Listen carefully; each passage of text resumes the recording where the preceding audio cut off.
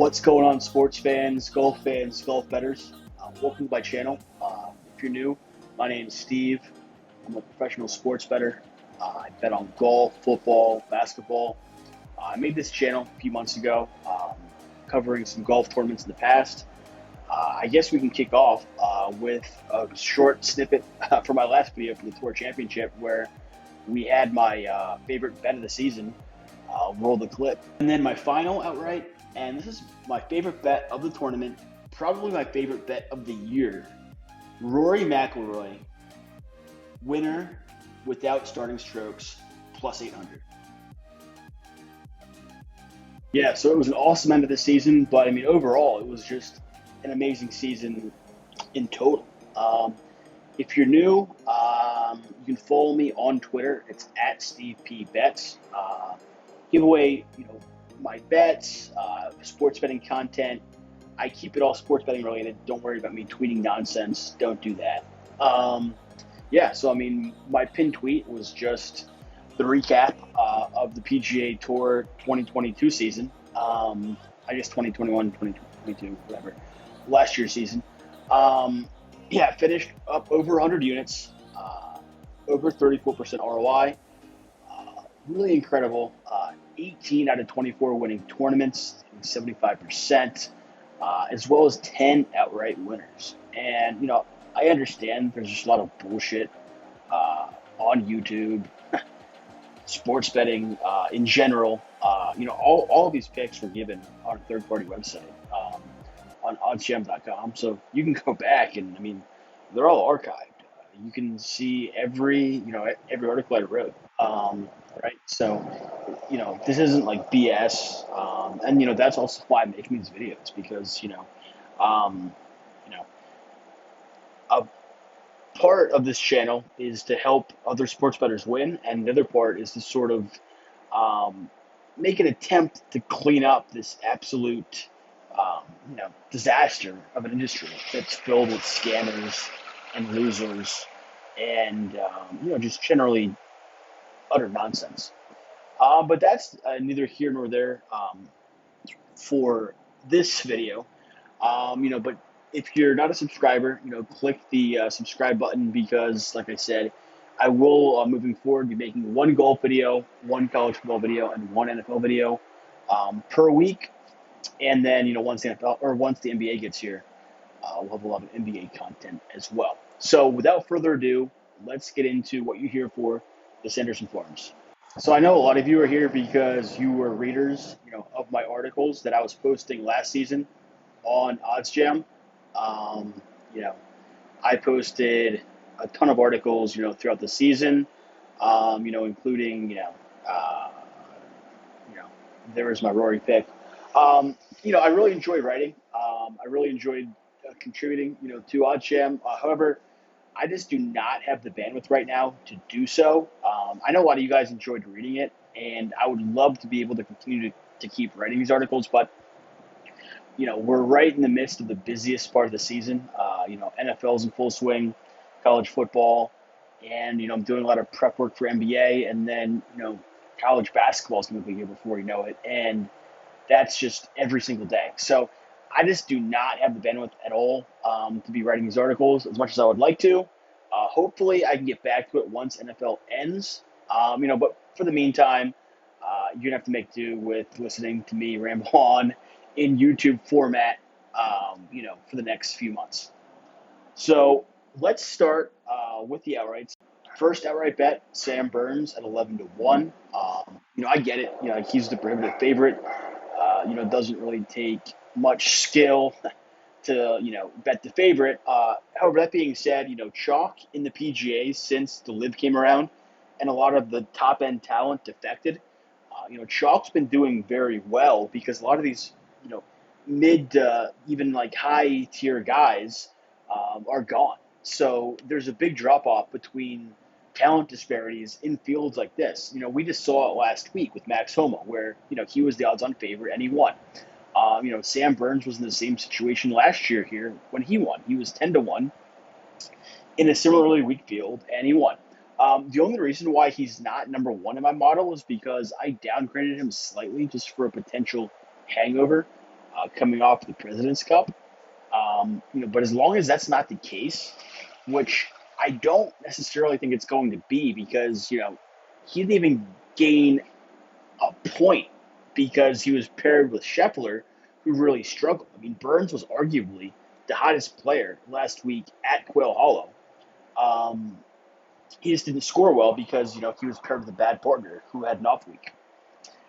As far as the metrics that we're looking for this week, driving distance, good drives gained, strokes gained approach, and one of the heaviest weighted is birdie or better percentage, and Burns is number one in the field here.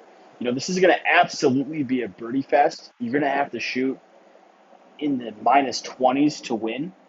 And Burns is extremely well equipped to do exactly that. He's sixth in driving distance, third in strokes gained approach. Like I said, first in birdies or better, fifth in par five scoring, or first in par five scoring. So, Burns, he's right there. And as long as he comes in and he's not hungover, both I guess literally and mentally, this is his tournament to lose for sure. So even though it's not great odds, really like Burns. I do think he's somewhat high variance, like he's boom or bust. I don't really like him in the derivative market because I think there's as good of a chance that he wins as that he misses the cut. And it just really depends on how he comes in. But knowing Burns, I think he's going to come in and it's on his preferred putting surface, Bermuda. His nickname, Bermuda Burns. He's far and away the most talented player in this field. So as long as he's not mentally distracted or burned out or whatever, Burns should be right there. Next is our guy Sahith Theegala.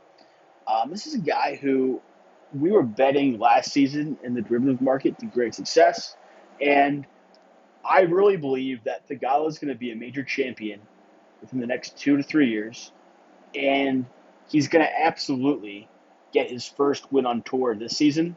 And at the Fortnite, I thought he had a chance, but I didn't bet him there because I wanted to bet him here. And he came in T6 at Napa at the Fortnite. Here he was the 54-hole leader last year. He's been so close multiple times, and in this weak field, especially if Burns comes in and isn't quite himself, Theegala is, I would say, the player with the second highest ceiling for sure. I will not be shocked at all. In fact, if I were to bet one guy this week, it would be Theegala, just value wise. At 20 to 1. Love his chances, and derivative wise, top 10, top 20 as well. Next is Davis Riley at 40 to 1. Davis Riley was red hot last year, and he was actually the favorite to be the rookie of the year during the spring when he had an insane 3-run tournament where he finished runner-up at the Valspar, fourth at the Charles Schwab, and fifth at the Mexico Open. Granted, he did cool off a little bit after that over the summer, but that's just getting us a good number on him at 40 to 1. 2 weeks ago at the Fortinet, he actually missed the cut, but that was because he lost 6 strokes putting. He was third in the field in strokes gained tee to green, so he's striking the ball perfectly fine. It was just the putting that let him down. But he's from Mississippi. He's played this course many times. He actually won the state championship at this course in high school. And Bermuda is by far his best putting surface. So I don't see his putting being an issue this week whatsoever. My only concern with him is that, earlier in the week he said this was his 5th major.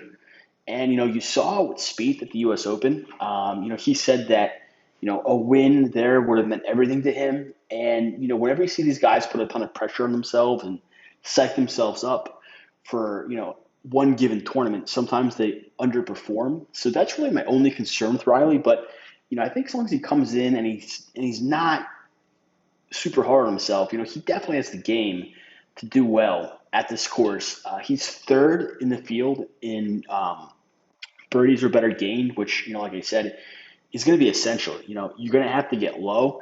And, with him being so familiar on this course and with it being his best putting surface in Bermuda, uh, I can see him, shooting in the low teens or high teens, low 20s, and be right there. If it's not Burns or if it's not Thigala, Riley's definitely my third favorite pick. This was a guy who I was surprised to see pop as high on the model as he did. But I guess in hindsight, I really shouldn't have been because Grillo's an elite ball striker. His issue is he just can't putt. But after having success on the green at the Fortinet, it's now 6 straight events that Grillo has actually gained strokes putting, which is a massive improvement for a guy who's already one of the best ball strikers on the tour. He's also an amazing scorer. He's fourth in the field in birdies or better gained. So again, that's one of the most key metrics that I'm targeting this week, and he fits that to a T. He's playing a good stretch of golf. He had a pair of runner-up finishes, a T19 at the BMW and a T25 uh, in Napa 2 weeks ago. And if his putting can remain consistent, he's potentially on the verge of getting his first win on tour. And, the Country Club of Jackson seems like a good fit for him. And, this is a guy who usually starts hot as well. So, I would not be surprised if he's the first round leader, after Thursday. That being said, there's one guy who I like a little bit more for that. We'll get to that at the very end. But I think Grillo can get out to a good start. He's a guy who can get birdies in bunches, which is exactly what we're looking for this week. And, he's a dark horse, 40-1, same as Davis Riley. So it's not, really insanely high odds, but, the market's catching on that Grillo is probably due for his first win. And, um, this tournament has produced a lot of first-time winners. So, Grillo's definitely a guy who I don't want to not have on my card and have buyer's remorse come Monday. So Grillo 40-1. We'll see if he can do it. Russell Henley is another guy who won me a ton of money last season in the derivative market, and he's actually number one in the model this week, which really came as no surprise given that he's number one in the field in good drives gained, number one in strokes gained approach. Yes, he's even better than Burns. Number two in birdies or better gained, number three in par four scoring, and number five in par five scoring. So he's essentially in the top of the field, just about in every single major category, that I'm targeting this week. He's extremely well rounded, and again, his only weakness is with the flat stick, putting. But his best surface is Bermuda, and given that he is the best approach player in this field, his putting won't have to be spectacular for him to go low. Now, granted, Henley is better in tournaments where the winning score is going to be in the mid-teens, not the low 20s. However, he's just such an elite ball striker, and he keeps the ball in play, so he's going to have a lot of opportunities to take advantage of his ball striking. As long as he can putt on par with the field, I love his chances to finish in the top 10. So Henley's a guy who I really like in the derivative market. You can get him 3-1 top 10. I think plus 150 top 20. I like both those bets in addition to him winning outright at 25-1. This is another guy who I was surprised to see pop so highly in the model, given that his form hasn't been great at all, and the model does weight current form relatively heavily. But the thing is, it's such a good course fit for him that that's why he popped. He did finish fourth here 2 years ago, and he's just an elite ball striker. Similar to Garcia, who was the best ball striker in the field, and he won here back in 2021 2 years ago. So Bradley has a very similar path to victory. If he can just follow what Sergio did. Again, it's a common theme among these guys, but they're all excellent ball strikers. and guys who can score low with, getting birdies and bunches. But their weakness is usually with the putter. So Bradley's the very same. Although I will say, in strokes gained putting from 5 to 10 feet, which is actually a sort of sneaky important stat that I weight because sure, birdies are better is important, but bogey avoidance is equally as important if you want to shoot low. So he's actually a number three in the field in putting of that distance, as well as three putt avoidance. So even though he's only 18th in birdies are better gain, which is nothing great, he's really good in bogey avoidance. So that sort of weighted out and bumped him up. He's one of the longest drivers in this field, and he's also one of the best ball strikers, fifth in strokes gained approach. So, I'm not in love with this pick just because his form's not great, but I do think he's going to be a little bit motivated after being left out of the President Cup. And, Bradley, he's a guy who, usually starts the season well. So, this is another case of a guy who, I'm not necessarily in love with from a derivative standpoint, but I can see a definite path to victory for him. And, he's another guy who I don't want to be the Monday morning quarterback saying I should have had Bradley. So I'm throwing him on the card as well. All right, last bet, then we'll wrap this video up. This video's went on way longer than I'd have liked, so my apologies. But yeah, at the end of every video, I'm just gonna be doing this for fun. The first round leader lottery ticket type of a bet. And again, this shouldn't be a massive bet. It shouldn't be a unit, right? It should probably be less than 10% of a unit, like 0.05 units or something like that. I did hit a few of these last year, and a first round leader bet is one of the most fun bets to have in all of sports. Get a huge payout after one round, but again, the likelihood of hitting these are very low, so bet accordingly. But I'm basically just doing it for fun, and we'll track them and see how they do. But Dean Burmeister, probably a guy who none of you have heard of, or very few. He's a rookie this year, but he's been a staple in the DP World Tour for several years. He just got his PGA card after finishing T5th at the Corn Ferry Championship last year. He had 2 wins on the Corn Ferry last year, and he's a guy who just hits it a mile. I think he can overpower this course. I think he can get off to a good, fast start. He's an early tee time, which I always look for first round leaders. And I actually would have had him on the outright card if it wasn't for he had visa issues and he had to go back to South Africa. So I don't love that there's, he's this massive travel that could, lead to fatigue potentially. Maybe I'm overthinking it, but I think he can definitely come out, get off to a hot start. He can get a very hot putter. He hits it a mile. And yeah, I mean, at 70 to 1, I think it's great value. And just one thing that I want to quick touch on, then we'll end the video, is getting the best of the numbers is really important. So you can go to different sites that just have the odds across all the sports books. So obviously, if Burns is 28 to 1 at DraftKings, you don't want to bet him at 22 to 1 on MGM. This is to be the first round leader. So Burmeister is, 65s, blah, blah, blah. So you can get him on Bet Online, though, at 70 to 1. So, that's where I bet him at. But, just bear that in mind. When you're betting golf, the odds, there are discrepancies across all books. So, to get the best of the number, it makes a big difference over the long term. And you're never going to really turn a profit unless you're betting the best of the numbers. So, it does involve having multiple sports books, which some people think is annoying, but what's more annoying to me is, betting, at 20 to 1 when you could get 28 to 1. It'll make a huge difference, especially when you have bigger bet sizes long term. So that's just my public service announcement. Good luck, guys. Thank you for watching. And please, like I said, like and subscribe to this video, and I'll be having my college football video dropping on Friday and my NFL video dropping over the weekend. Good luck, guys. Any questions, hit me up in the comments, hit me up on Twitter. Good luck, and hopefully we can get the season started with an outright win. Peace.